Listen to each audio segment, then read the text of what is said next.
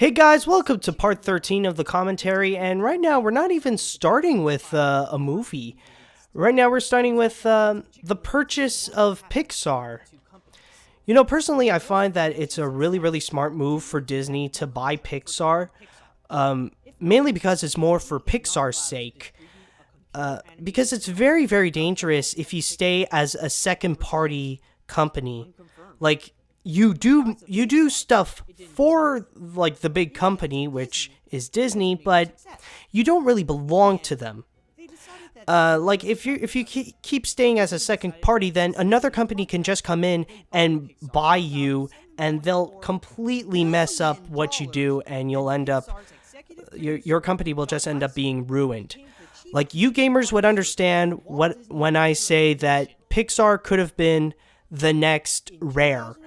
Like, for those of you who don't know, Rare used to be like the king of video games during the Nintendo 64 age, with games like Banjo-Kazooie or Conker's Bad Fur Day or Donkey Kong Country. But now in 2002, I think they were bought by Microsoft, and their company was like, they don't even make like such memorable games anymore. Like, they're pretty much mediocre, and like they're pretty much nobodies nowadays. Like, nobody really cares about like what they do anymore. So yeah, anyways, let's forget about that, and let's move on to Meet the Robinsons. You know, I will say that at least it's a good thing that it's an improvement to Chicken Little and Home on the Range, but it's not really a great film. I would say it's just okay.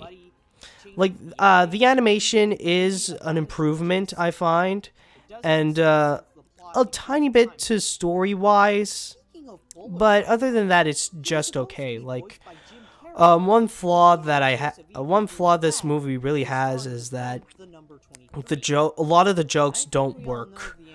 Like, a good example is the Today Land joke. Like, if you remember the commercials, they would like, you would see them fly around the future, and then suddenly they pass Tomorrowland, and then we see a sign that says Today Land, you know, because they're in the future, and Tomorrowland is about the future, so in the future, Tomorrowland is just called Today Land. It's just like, that's not even funny. So, and another flaw that I find is that, you know, they jam in too many over-the-top characters in there. Like if you see the Robinsons family, they're just weird characters just for the sake of being weird characters. They're not even that, they don't even add in much to the plot. And the villain, also, Bowler Hat Guy, I will admit, he's a funny guy, but I find that the makers made him a little too comedic. Because I saw in the behind-the-scenes video, they wanted to make him as a funny villain, like Captain Hook or Hades. But the problem with him is that he's not that threatening.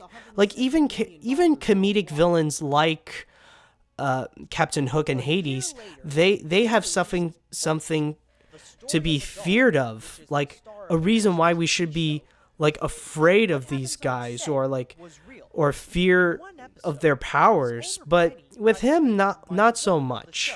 But I will say, but he's not really that terrible of a villain. There is one big plot twist at the end of Meet the Robinsons. I won't spoil it for you guys, but it is pretty surprising, and I have to admit, it's actually really good.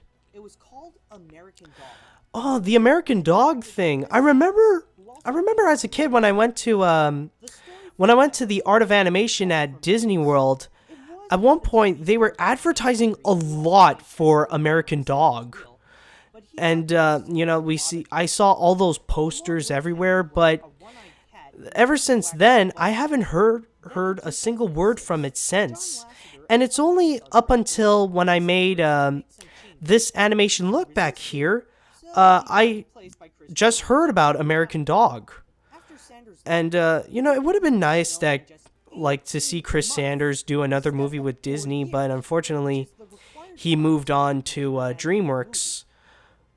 And, but at least with Bolt right now, at least there is another transition. We went now from bad to just okay to pretty good. I will admit that it's a Disney film that I recommend you should see once. And it's actually pretty. Yeah, I'm sorry. I'm just a little lost in my words. It's Bolt is actually a pretty good movie. It's a film that I recommend seeing once, and my favorite character, Rhino. You must like Rhino. And by the way, about that Jonas thing, the Jonas Brothers thing, like with their heads in stuck like heads on a stick.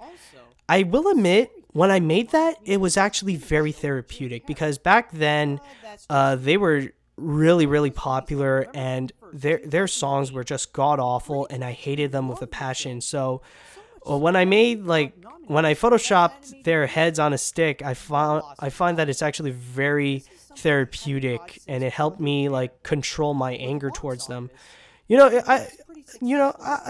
people should try that out too. Like you should, like if you hate like Justin Bieber or that new boy band that'll pretty much last for like 6 months or something like that, One Direction, like put their heads on a stick and trust me, you'll feel a lot better about them. Princess and the Frog. I will have to say, this is like the it's the first ever Disney classic in a long, long time. Even though it wasn't as successful in the box office, it has all the material it needs to be to be like an actual Disney classic film, to have that Disney magic. It's a hand-drawn animated film. It has great songs. It stars a female protagonist. We have a pretty cool villain, and he's pretty menacing. And we have a lot of side characters that we really do, that are pretty comedic and really do help out the main character. And that's what I felt. And also, another thing is that I feel like, what was it? Yeah, that the Princess and the Frog started a new age of Disney animation. Like during between the year 2000 and 2008, Disney was in a dark age. But nowadays, from 2009 up to today, I wouldn't say that we're in a new golden age of Disney animation, because the films aren't really there. Some of them are not really getting that much money at the box office, but they are pretty good.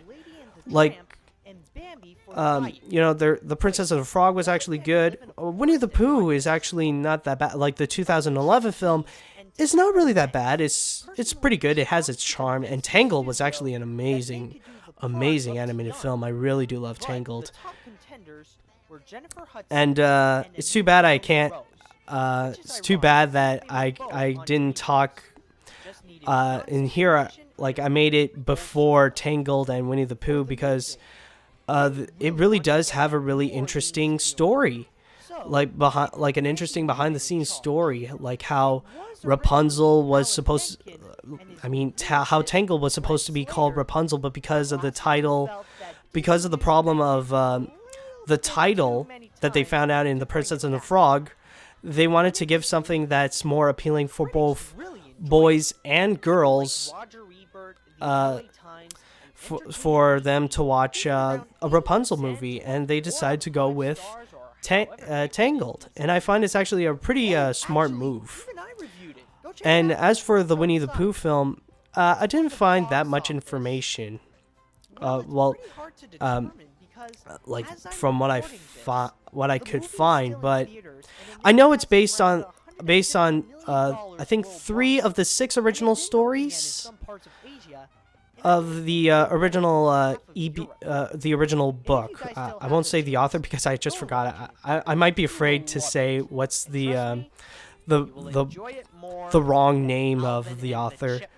So that's gonna be pretty much it for now. So join me next time in the last part, and see you later, dudes.